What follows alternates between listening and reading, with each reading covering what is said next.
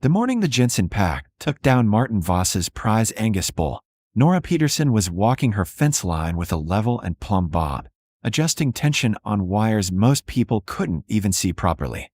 By noon, when Martin's frantic call went out over the rural party line, Nora's Icelandic sheep were grazing peacefully inside barriers that looked, to the untrained eye, like something a child had drawn in crayon and someone's grandmother had built with spite.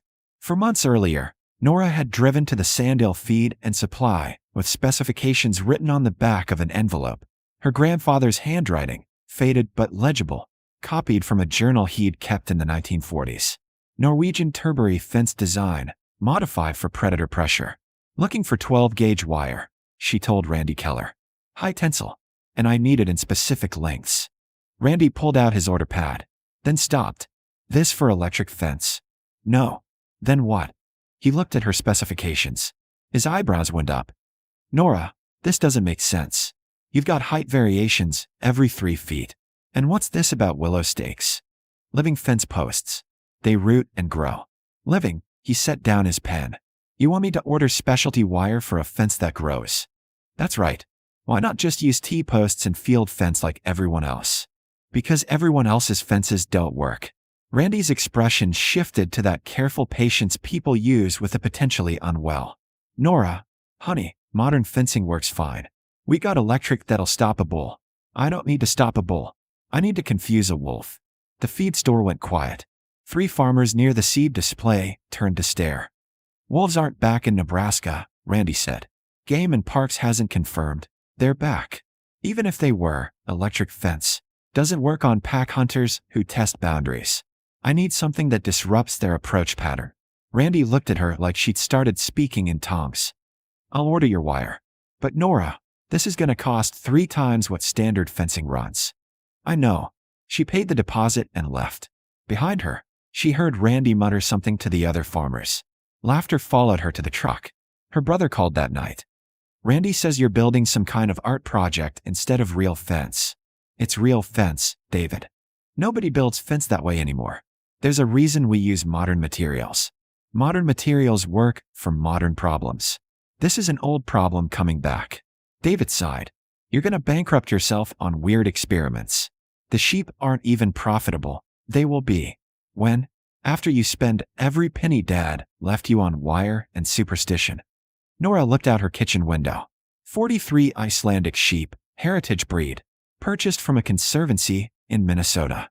Hardy, intelligent, and increasingly valuable as sustainable fiber markets grew. But only if she could keep them alive. Grandpa kept 500 head with this kind of fence, she said. 0 losses to predators in 30 years. Grandpa's been dead for 20 years. Things have changed.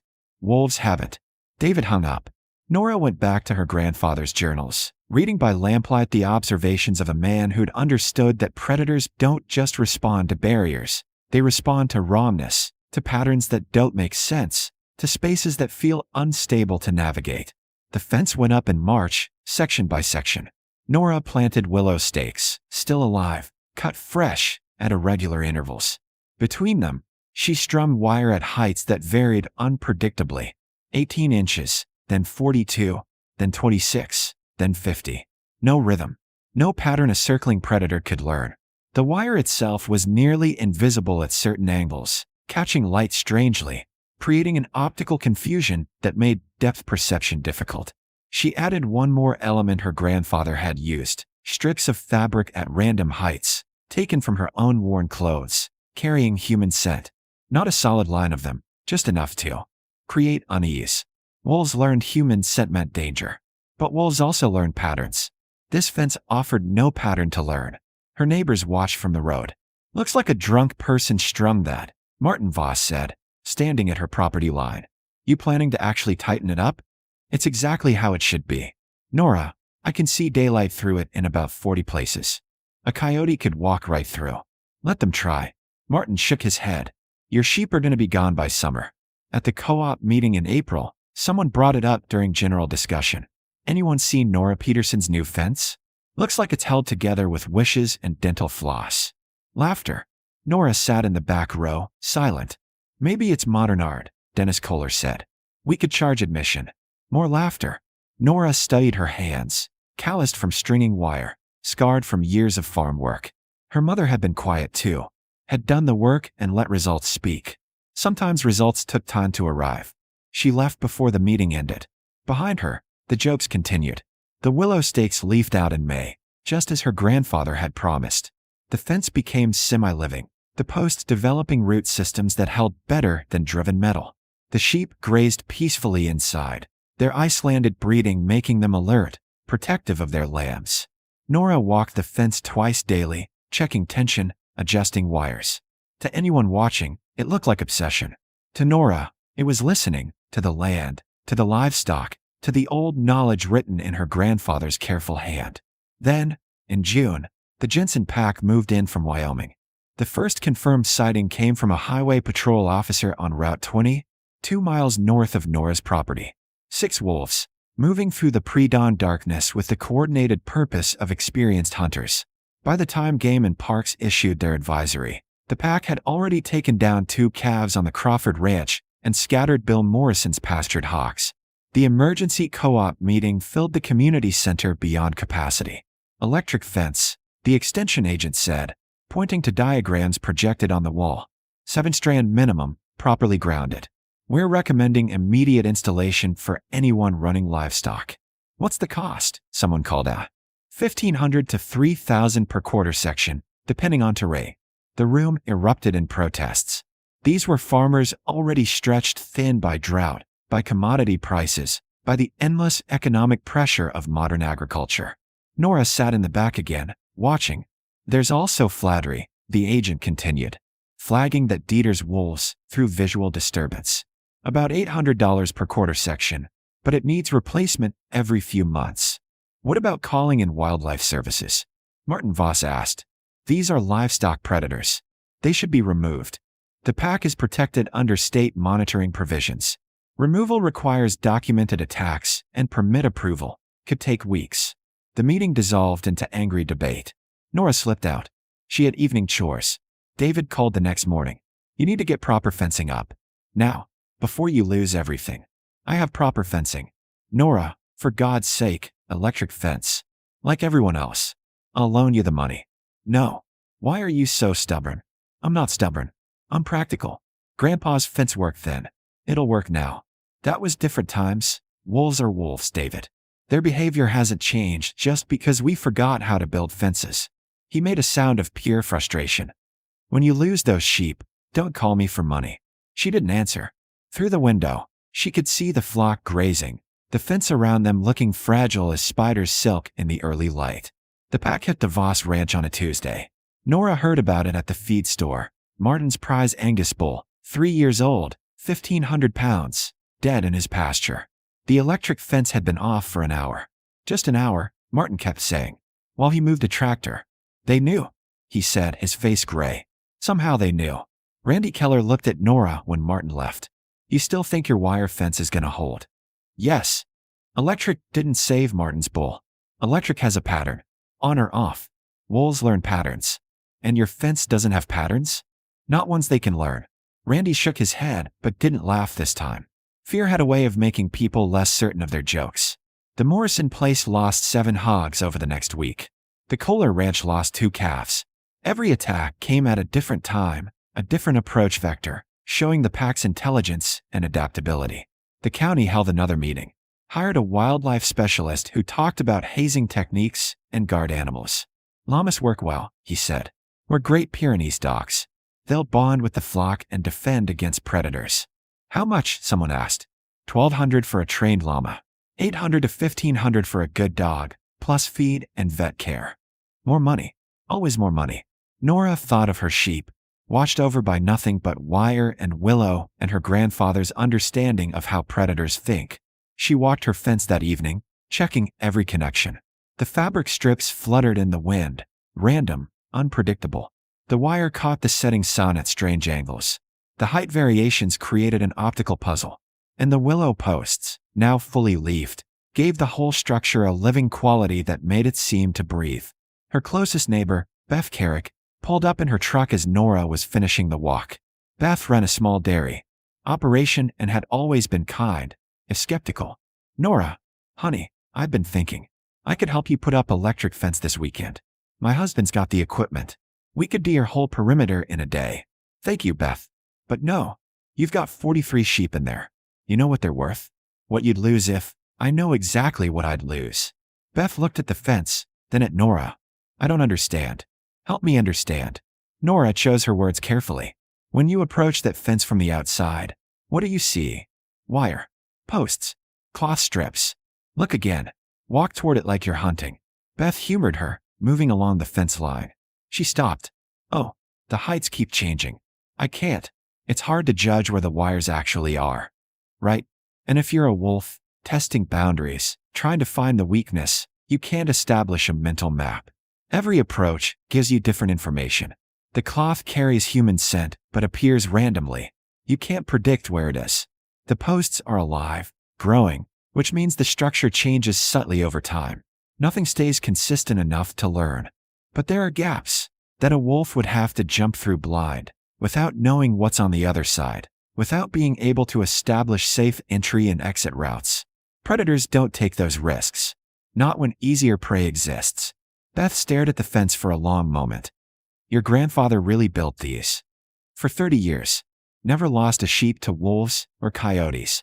Did anyone else build them? In Norway, yes. In the old country. Shepherds used them for centuries. Then we came here and forgot. Beth climbed back in her truck. I hope you're right, Nora. Me too. That night, Nora slept fitfully, listening to the sheep. They were restless, sensing something. She rose at 3 a.m., pulled on boots, and walked out to the fence line with a flashlight. 6 pairs of eyes reflected back at her from the darkness beyond the fence. The Jensen pack had found her farm. Nora stood perfectly still, flashlight steady.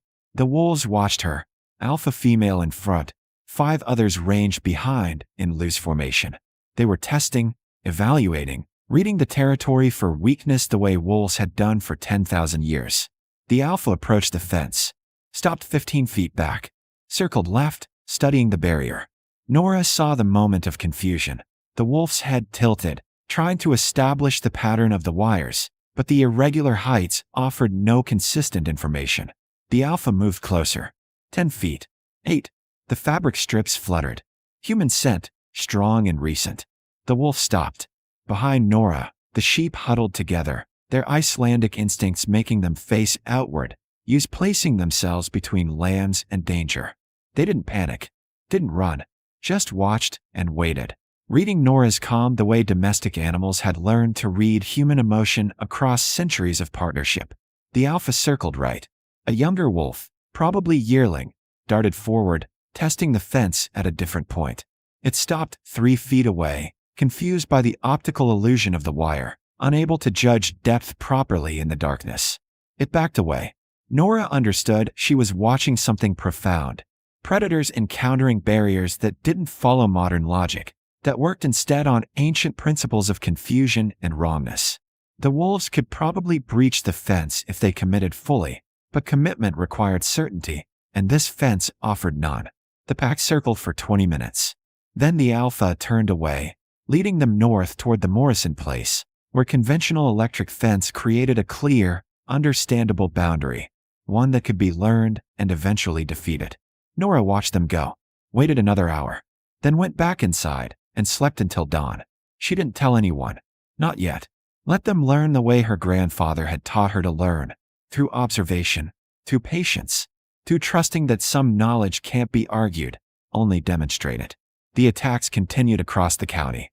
The Kohler Ranch lost another calf. The Crawford Place lost 3. Beth Carrick lost a yearling heifer. Every farm with conventional fencing reported near misses, broken electric wires, signs of the pack testing boundaries. Nora's farm reported nothing. It took 2 weeks before Martin Voss drove up her driveway, hat in his hands. Nora, can we talk? She was moving the flock to fresh pasture, the sheep flowing through a gap in the fence she'd opened, then secured behind them. Sure. The pack came through my place again last night. Didn't take anything this time, my new electric fence held. But they tried. He paused. Thing is, I've been watching, tracking their movements from the reports. They've circled your property 4 times that I know of, but you haven't reported any attempts. No. Why not? Because they didn't attempt anything. They looked and moved on. Martin studied the fence. Really studied it this time, walking the perimeter. She watched him start to see it. The irregular heights, the living posts, the seemingly random fabric strips, the optical confusion of nearly invisible wire catching light unpredictably. This actually works, he said quietly.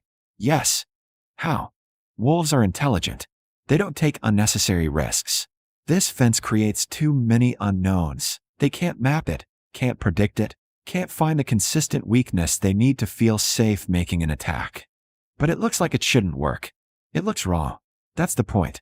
Wrong is dangerous to a predator. Martin was quiet for a long moment. Could you help me build one? On my north pasture, where the pack keeps approaching? Yes. I'll pay you. For the design and the labor. You don't need to pay me. Just help me cut willow stakes. By the end of the month, 3 more farmers had asked for help. Nora spent her days teaching them what her grandfather had taught her: how to read the land, how to place posts irregularly, how to create the optical and psychological confusion that made predators choose easier targets. David drove up on a Saturday, unannounced, stood looking at the sheep, all 43 healthy and accounted for, including the new lambs. I heard what you've been doing. Heard half the county's building weird fences now. Not weird. Traditional.